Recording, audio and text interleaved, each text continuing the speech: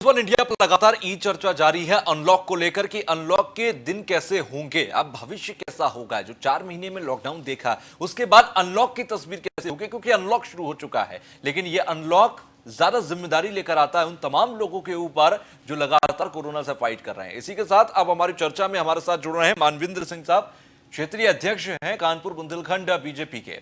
मानविंद्र सिंह जी, बहुत बहुत स्वागत आपका न्यूज वन इंडिया में। जी नमस्कार। नमस्कार सर, सबसे पहला सवाल मेरा यही है आपसे कि जब हम बात करते हैं 2 से 3 महीने के लॉकडाउन के बाद अनलॉक की, और हम बात करते हैं तब जब कोरोना से लगातार हमें फाइट करते रहना है, तब आपकी प्रतिक्रिया इस पर, आपका पॉइंट ऑफ व्यू, नजरिया क्या रहता है? देखिए, विगत 3 महीने में 4 महीने में देश ने विषम परिस्थितियों का सामना किया है, लेकिन उन विषम परिस्थितियों में भी देशवासियों ने जो जज्बा दिखाया, अपनी सरकारों ने जो जज्बा दिखाया इस कोरोना आपत्ति से निपटने के लिए या इस कोरोना आपत्ति को फेस करने के लिए, वो बहुत ही सराहनीय रहा। आज हम अनलॉक की स्थिति में हैं और मुझे लगता है कि बहुत सारी चीजों से हमारे देशवासी, हमारे आम नागरिक बातों को बखूबी जान चुके हैं कि किस तरीके से इस कोरोना विपदा को हमें कौन कौन से प्रिकॉशन लेते हुए हमको अपने को सेफ रखना है, दूसरों को सेफ करना है। मेरा मानना है कि जिस तरीके से इस कोरोना की लड़ाई को हम लोग लड़ रहे हैं, चाहे अपने केंद्र सरकार के स्तर पे, चाहे उत्तर प्रदेश की सरकार के स्तर पे, बहुत सारी ऐसी चीजों का ध्यान रखा गया है।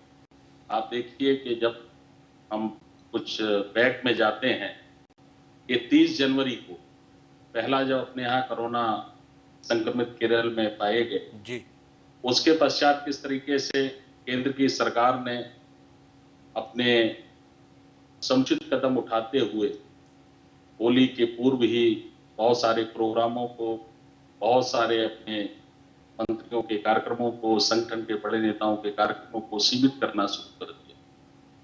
उसका परिणाम था कि धीरे धीरे बहुत सारी चीजें व्यवस्थित होने लगी। आप देखिए, अपने यहाँ पर जो व्यवस्थाएं थी उसको भी हम सब लोगों को ध्यान में रखना चाहिए। आज की तारीख में 720 से ऊपर कोविड हॉस्पिटल्स काम कर रहे हैं। आज 6.5 लाख से ऊपर आइसोलेशन वार्ड अपने यहाँ पर हैं।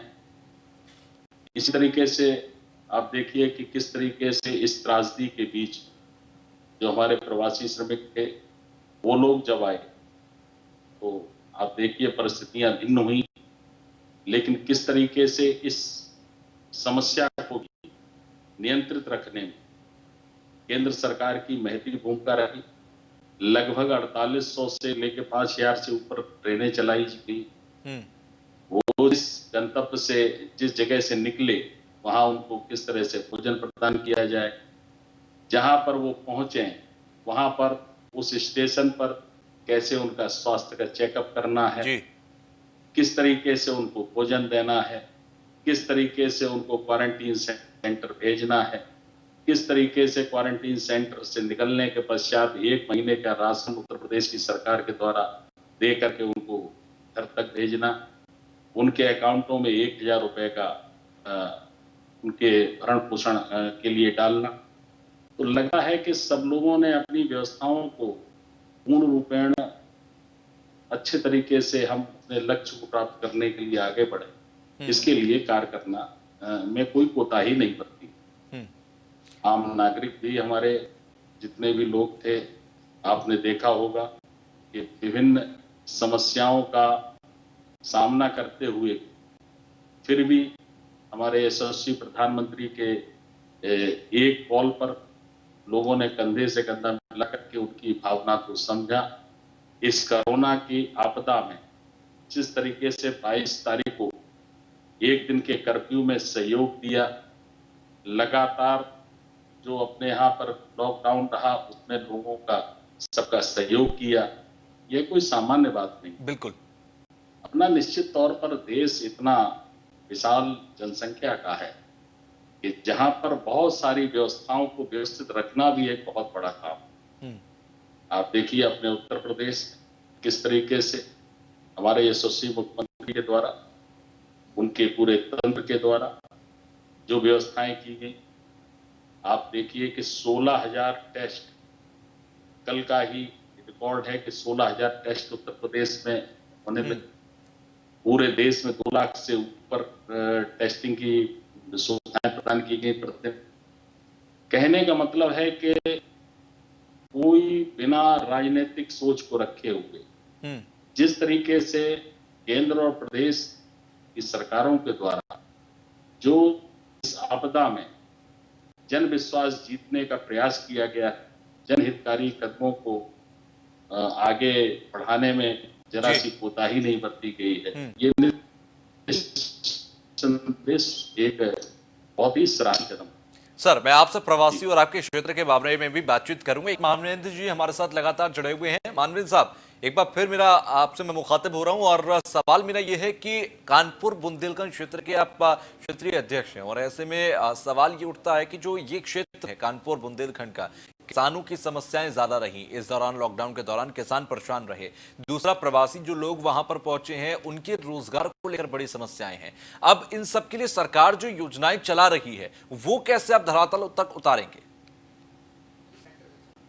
देखिए, जो अपने देश की केंद्र सरकार है, हमारे यशस्वी प्रधानमंत्री आदरणीय नरेंद्र भाई मोदी जी हैं, हम्म, उन्होंने 8 करोड़ से ज्यादा किसानों को किसान सम्मान निधि के तहत 2,000 रुपया पर मंथ के हिसाब से जो वादा किया वो दिया।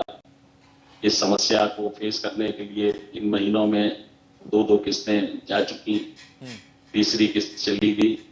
कहने का मतलब ये है कि एक एक चीज को, एक एक समस्या ध्यान करके उसका निराकरण करने का प्रयास किया गया।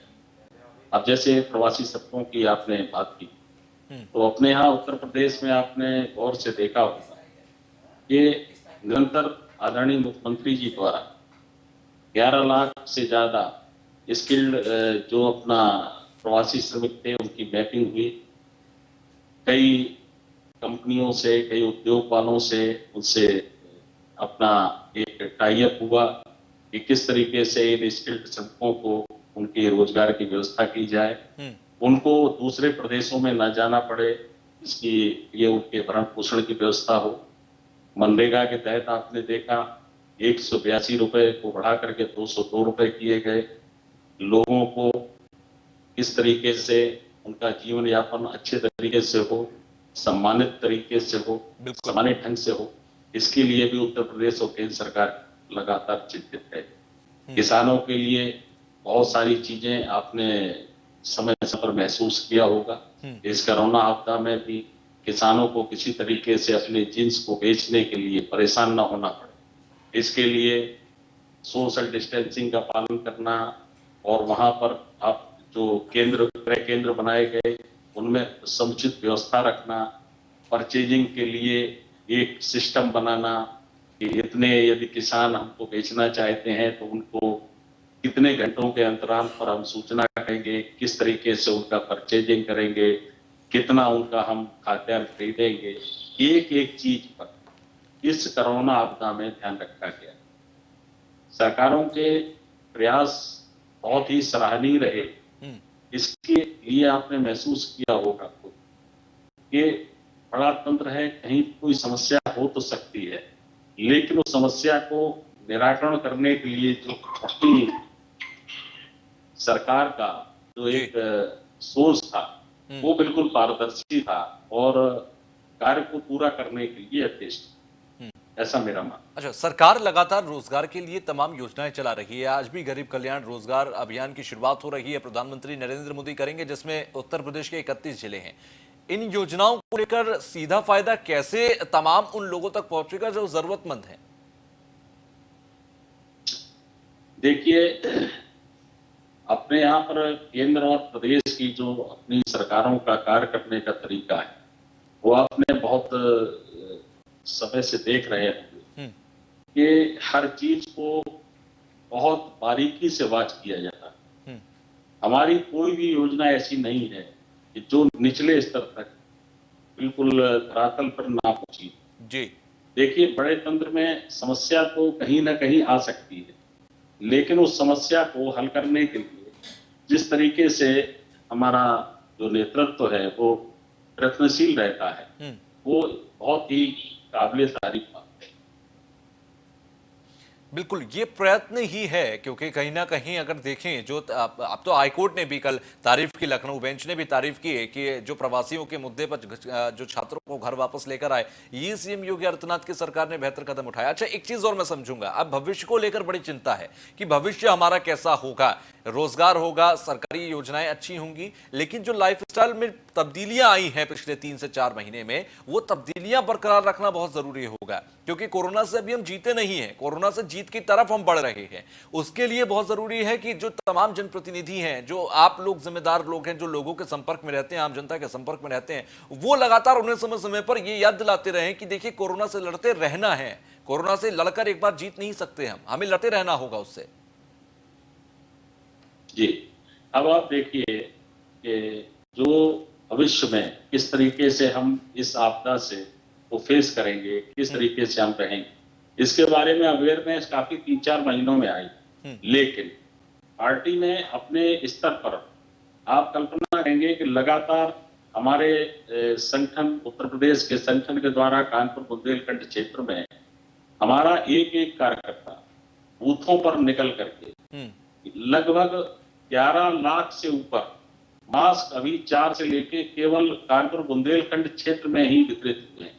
हम्म, साबुन, सैनिटाइजर, जो हमारे सोशल डिस्टेंसिंग के रूल्स हैं उनको फॉलो करना, उसके तहत निकल करके एक एक व्यक्ति के घर पर ये आवश्यक चीजें पहुंचाना, ये केवल सामान्य तौर पे आसान दिखता है, लेकिन ये बहुत ही कठिन काम भी है। बिल्कुल। लेकिन ये सोच सोच मजबूत रहती है, तो सबको अवेयर करने का काम भी उनकी मास्क दे करके, साबुन दे करके, सैनिटाइजर दे करके हम्म, प्रत्येक घरों में पहुंचाने का जो प्रयास इस भारतीय जनता पार्टी उत्तर प्रदेश के संगठन के द्वारा जो हो रहा है, वो सामान्य तौर पर लगता नहीं है कि बहुत आसान था। लेकिन फिर भी विकट परिस्थितियों में भी सब लोगों को जागरूक रखना, उनको बड़ी संख्या में चीजें उपलब्ध कराना। अब आप कल्पना करिए कि लगभग 1 करोड़ से ज्यादा लोगों तक पहुंच करके सोशल डिस्टेंसिंग का पालन करते हुए उनको प्रधानमंत्री जी का द्वारा जो अवेयरनेस के अपने कार्यक्रम हैं, जो अन्य व्यवस्थाएं हैं, जी। उनके बारे में जानकारी देना, उनको सब चीजें उपलब्ध कराना, और बहुत ही सोशल डिस्टेंसिंग का ध्यान रखते हुए हम्म, एक व्यक्ति को निकलना है तो एक व्यक्ति दूरी बनाकर हॉट स्पॉट, कैंटोनमेंट जोन, इन सब को छोड़ करके सामान्य परिस्थितियों वाली, हम्म। वातावरण वाली जगहों पर जाना, उनको पहुंचाने का प्रयास अच्छा निरंतर मानवेंद्र जी, भारतीय अब जनता पार्टी अनलॉक की के तरफ जब संगठन। हम बढ़ी गए हैं, हमने तमाम मंदिरों को खोल दिया है, जी, हमने तमाम शॉपिंग कॉम्प्लेक्सेस, मॉल्स को खोल दिया है, तो ये अनलॉक की स्ट्रेटेजी जो है वो एक चुनौतीपूर्ण भी है कि ऐसे में कहीं ऐसा ना हो कि दांव उल्टा पड़ जाए, मामले बढ़ जाएं। ऐसे में सरकार ने बहुत एहतियात बरते हुए हैं कि आप मंदिरों को है या फिर शॉपिंग कॉम्प्लेक्सेस हैं या मॉल्स है, वहां पर तमाम जरूरत की चीजें होनी चाहिए, वहां सोशल डिस्टेंसिंग होनी चाहिए। इस पर मैं आपका आखिरी कमेंट लूंगा कि किस तरीके से चीजें कंट्रोल में रहेंगी। देखिए, प्रयास बहुत अच्छे किए जा रहे हैं। हम्म, जैसे मंदिरों में किस तरीके से हमको जाना है, किस तरीके से सोशल डिस्टेंसिंग का पालन करना है, जी। उसके लिए प्रशासन तंत्र भी पूर्ण रूप में लगा हुआ है कि हम रूल्स को फॉलो करा सकें। हम्म, आप देखिए कि जहां पर अपने ये सोशल डिस्टेंसिंग का जो पूरा एक सुझाव देने लायक थे, वहां पर उनको फॉलो कराने के लिए प्रशासन भी निरंतर हर तरीके से प्रयत्न कर रहा है। मेरा मानना है कि भविष्य में हम लोग जिस तरीके से अवेयर हो रहे हैं इन सब चीजों के लिए, मुझे बिल्कुल। लगता है कि हमारा जो देश है उसके नागरिक जो हैं जी। वो इस बात की गंभीरता को अवश्य समझेंगे बिल्कुल। कि हमको किस तरीके से इसको आगे फेस करना है, क्योंकि ये समस्या कोई सामान्य समस्या नहीं है। हम्म। मेरा मानना है कि मिलकर ही हम और मजबूत इच्छा शक्ति के साथ ही इन सब चीजों को फेस कर सकते हैं। बिल्कुल, जनता और का मुझे एक लगता बड़ा है सहयोग जैसे चाहिए देश ने होगा इसके लिए आने वाले समय में, अगर हमें इस कोरोना से लड़कर जीतना होगा। बहुत बहुत शुक्रिया मानवेंद्र सिंह साहब हमसे जुड़ने के लिए, बातचीत करने के लिए, स्थिति को समझने और समझाने के लिए।